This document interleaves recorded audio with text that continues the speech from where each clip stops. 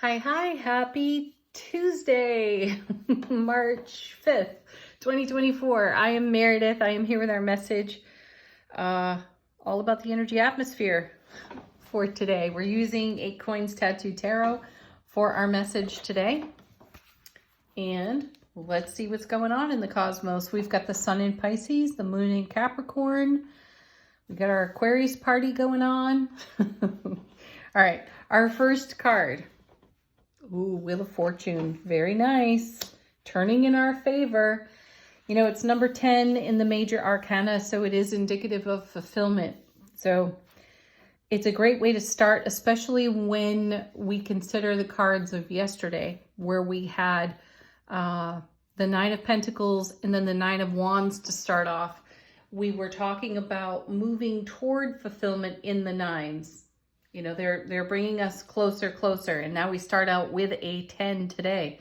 Let's see what it's rolling into. What is the divine delivery system actually bringing us?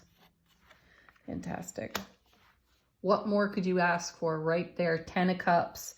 That's incredible. Ace of Cups to the power of 10. So, you know, we talked about having fortitude and endurance off that Nine of Wands the other day, and we've been talking about the depth of Pluto in Aquarius. And again, I highly recommend you watch some of your favorite astrologers on YouTube on the topic of Pluto in Aquarius, the upcoming retrograde with that, the upcoming eclipses, because I think all of those will be very helpful as you are creating a map of manifestation for yourself. What I'm seeing here in these first two cards is a great success for us. Pretty sweet. Let's see what's next. Our first card out of 2. Look at that. Another 10. 10 of Wands. More fulfillment. Now, the 10 of Wands is one that often brings up, you know, a gasp or a cringe. It's spoken of in terms of it being a burden, setting down a heavy load. And I want to draw your attention, just like I would with the 10 of Cups, to the 10 of Wands being the Ace of Wands to the power of 10. And what does that represent? Fertility, vitality, enthusiasm, skill, talent, motivation, creativity, passion. That's tremendous. Is any of that really a burden? No, not really. Though if you have all that resource and you're not doing anything with it, that can feel like a burden, an energetic burden. So what kind of action needs to be taken to keep this divine delivery system of the Wheel of Fortune? This is us in alignment with our destiny. What's our destiny? 10 of Cups, love, bliss, joy, happiness, on overflow to the power of 10. Great fulfillment. What's it going to take out of the 10 of Wands to keep all of this in momentum and turning? It's going to take more of our positive attitude, continued investment, energetic investment. We've also been asked out of yesterday's reading to consider how we're speaking over our life. What kind of energy are we putting into what we nurture in our heart space? Check it out. And, you know, I think I said something to the effect, if we're complaining, if we're whining and griping, then we're putting that in the mix of manifestation. So if that's not something that you want, if that's some old story, I think we had the Hierophant yesterday, if that's some sort of traditional behavior, it's something you want to take a look at and up level, elevate it, shift it, change it, move it out of the consideration for manifestation. Paired with our beautiful 10 of Wands, look at that, there's the Sun, happiest card in tarot. That's an amazing transformation. So this is confirmation of us doing what needs to be done to bless ourselves in the oncoming. What are we blessing ourselves with?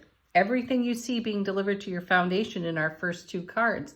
And again, how do we keep that going? We keep an eye and we keep our spiritual, soulful presence and awareness on what means the very most to us.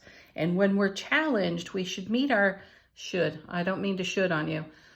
It's wise for us to meet our challenges with love, with compassion, with unconditional acceptance.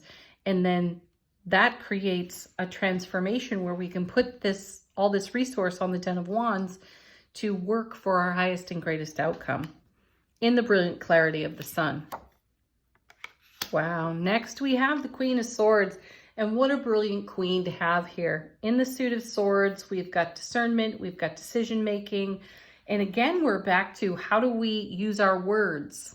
Are we using them like swords? Anyway, this queen brings us discernment, brings us great decision making. She's looking right at the sun and everything that came before her card, right? She's looking at all of it. She's in consideration for what decisions need to be made. And I feel guided to invite you all to ask yourselves one more time, how good can this get? Right? How good literally can it get? What are you investing right now? How can you make that even better and more grand for yourself? The sun will show you. The sun will point you to the way of happiness. So engage your fine decision-making abilities and leverage that on anything that is holding you back. We talk about this very often in the cards. And then our final card in the main body of the reading, there it is. Hello, Scorpio. Death card. Transformation. Now we're talking about transformation over here with this Ten of Wands and the sun energy. So the sun is going to mitigate, up level, and change everything brilliantly into a great vibration and frequency, which is going to kick off more transformation. There is a new beginning and a fresh start here while other things come to a close, while other things fulfill. And we've got 3 tens right in a row in the reading, and tens are all about fulfillment. So be prepared for certain experiences, energies, thought processes, coming to fulfillment and closure because you're making way for something brand new, because you're speaking over your life in a way that manifests a 10 of Cups sun style life experience. All right, what's going on behind the scenes? It's not exactly obvious to us off the bottom of the deck how the universe supports us. We're starting out with the Ace of Cups. I have my deck upside down. Ace of Cups.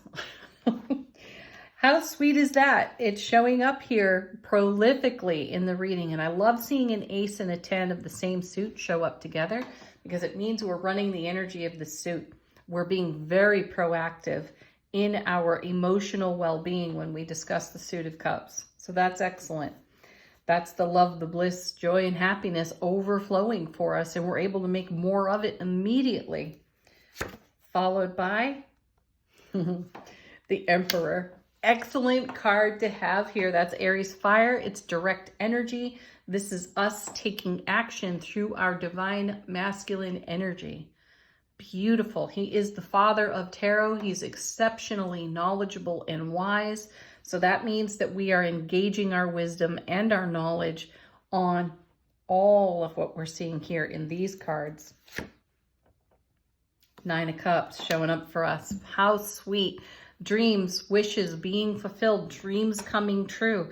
And we're responsible for that. I think we talked about self-responsibility yesterday, and this is why we're taking a look at what requires transformation through our compassion and our unconditional love.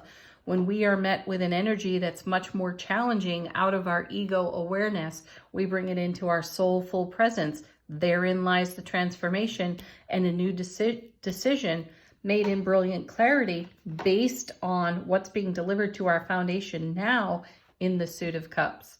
So we'll definitely stand up, take notice, and take action with that Emperor energy when it comes to our dreams and our goals. Yeah. And then we have the 2 of Wands for ourselves, stepping through a gateway to a whole new world of opportunity. And that's exactly what's happening here. This is the work that the spiritual journey work that we are doing in the now. Transformation is the key to it all. Let's check out angel answers, questions, queries, confirmations.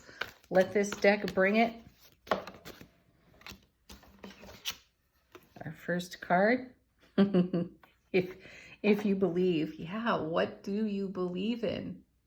How much influence does your soulful presence have? And is there any tug of war going on between soulful presence and ego vulture thoughts?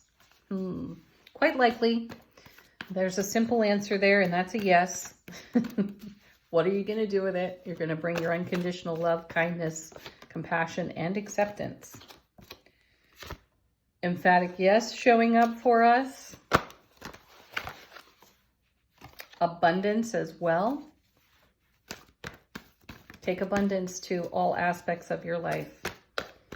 This is not limited just to financial abundance. One more card. Meditation brings answers. It certainly does. I like that. Calm, centered, awake, aware, alert, and intimate with everything that's going on. Takes a little bit of our soulful focus and presence in the moment. That's the meditation. That's where the transformation happens. Final word on the reading from angels and ancestors. How is our soulful presence informing our waking consciousness? Cards on the floor.